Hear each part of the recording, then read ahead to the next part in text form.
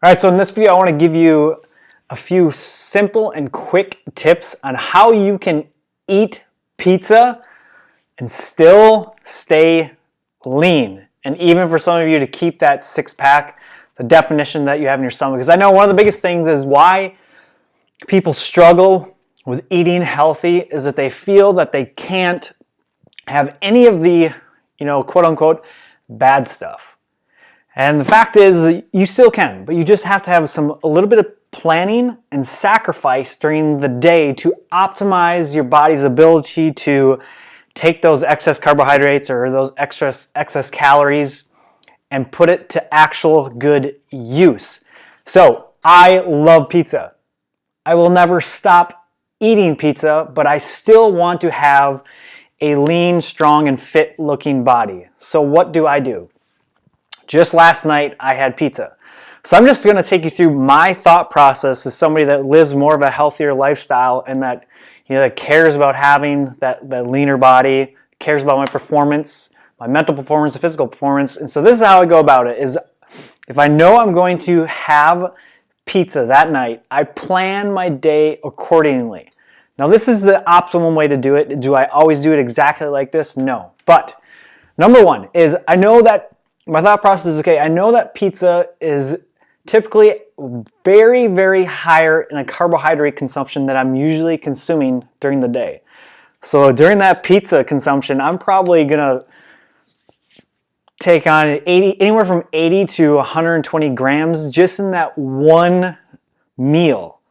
So what I do so it doesn't completely whack out my system and overflow my muscle glycogen, that's just a fancy term for when you eat carbs, it either goes into your glycogen storage in your liver or your muscle for storage as fuel. And if those are full, it spills over and your body stores it as body fat.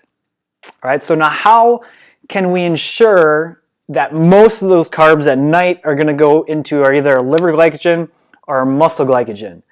Well, during the day, we can lower the amount of carbohydrates we're consuming in those other meals. So if we have breakfast, snack, lunch, usually maybe we'll have some carbs in the morning or we'll have a carb in the afternoon.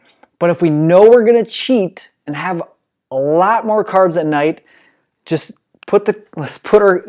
eating healthy doesn't have to be hard. It really isn't. Let's put our common sense hat on. All we have to do is let's have higher protein and higher fat consumption in the morning, meal number 2 or meal number 3, and maybe reduce the calories a little bit because we know we're going to probably overeat than what we're used to during that pizza meal. So now those glycogen stores aren't getting filled up with your other meals so that all the pizza now is overspill, levels are full, glycogen stores are full, so now it's just blah, it's putting on as jiggly. Number 2 tip is to try to make sure that you work out that day. And preferably high intensity resistance training, lifting weights, high intensity duration, short rest periods, and try to do full body movements. Things like squats, deadlifts, lunges, push-ups, things that incorporate a large amount of muscles. Why is that? The more muscles that you activate during your exercise, the more energy it requires, and the more glycogen, and the higher intensity you're at, the more glycogen your body is going to empty out. So what did we just talk about? When you eat those carbs, is it's going to refuel in there. So the more depleted we get our glycogen levels, the more it needs an uptake. So when we eat that pizza later that night, rather than going into fat, jiggly cells, your muscles are saying, hey, these are a little bit depleted, give us some of this. Okay, so the glucose that's in your bloodstream, which is the carbs, goes into your muscle cells and it packs it on for regeneration and growth. So simply do those 2 things when you're going to eat something like pizza,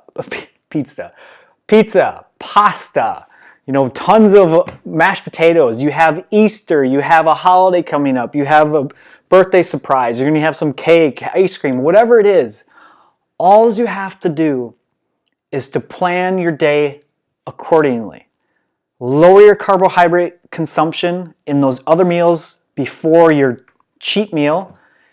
Do full body, high intensity workouts on that day before, preferably before you have that meal.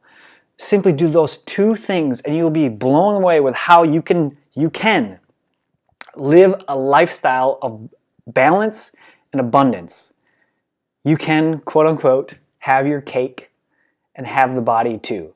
Now, you don't want to get totally thrown away with that, but just do those two things, live within balance, go out there, enjoy it, and don't feel guilty when you do it, as long as you're not doing it every day. So I hope those two things help.